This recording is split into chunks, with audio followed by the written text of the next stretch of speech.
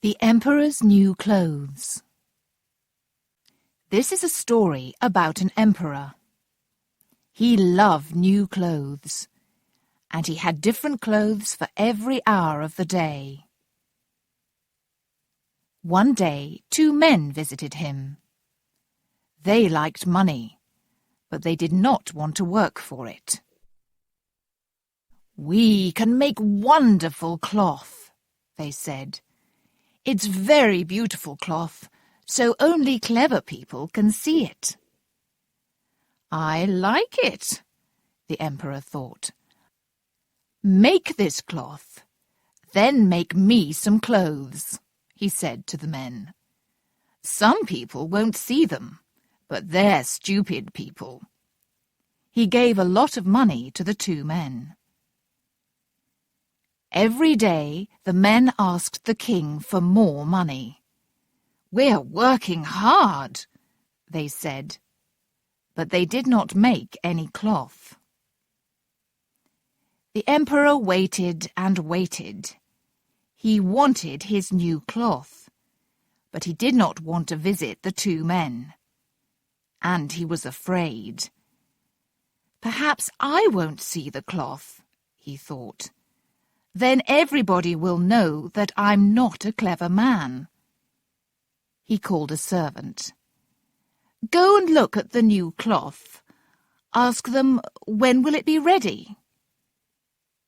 The servant went to the men's house, but what did he see? Nothing. There was no cloth. "What are they doing?" the servant thought. "Come nearer," one of the men said. "Do you like our cloth? Isn't it beautiful?" The servant looked and looked, but he saw nothing. "I don't understand," he thought. "Am I stupid? I can't tell anybody about this." He spoke to the men. "Oh, it's very good, he said.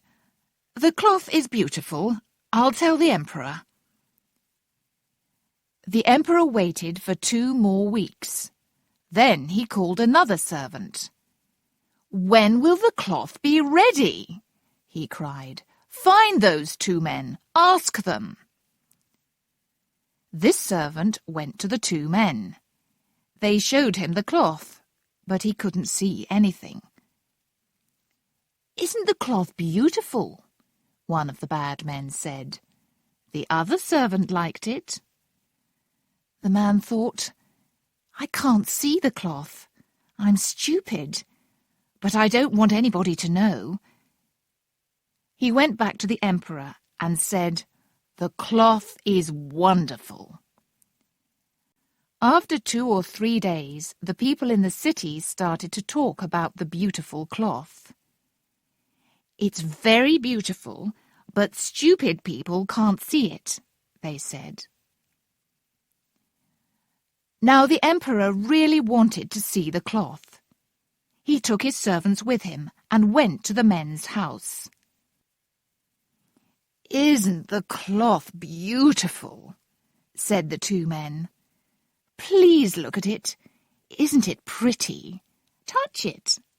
And they put out their hands and showed him. "I can see nothing," the emperor thought. "This is very, very bad. Am I stupid? A stupid man can't be emperor." He looked at the men's hands and said to his servants, "Oh, the cloth is beautiful. I like it." The servants looked and looked, but they saw nothing.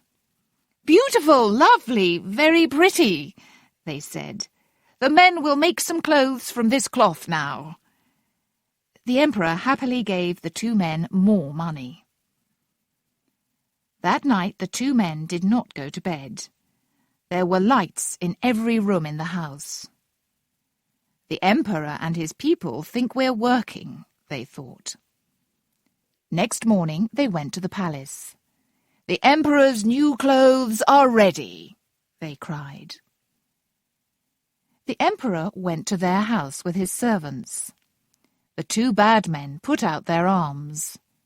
"Here are your clothes," the men said. "Put them on." "Yes, yes," said the servants, but they could not see the clothes. The emperor took off his old shirt and trousers. The two men walked round him and touched his arms and legs. "We can't see any clothes," the servants thought, but they said nothing.